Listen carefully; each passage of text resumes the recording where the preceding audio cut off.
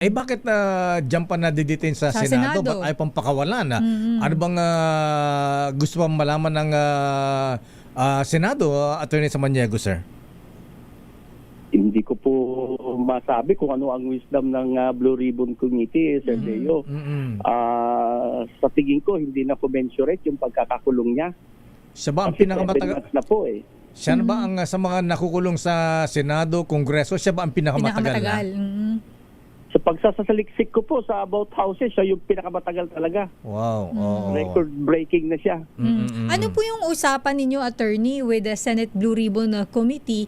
Bakit po hindi pa rin daw po pwedeng makalabas ng Senado ang inyo pong kliyente?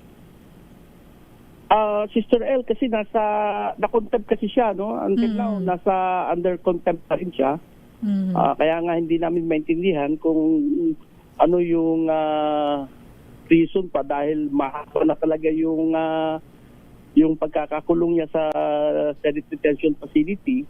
Ang reason ng pagkakakontempt niya ay yung hindi lang tugma yung sagot doon sa excuse letter ng asawa niya.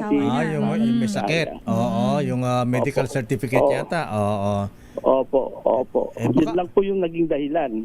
Baka abutin pa siya ni Saldico dyan. Mukha ipapatawag ng Senado si Saldico. Ayan.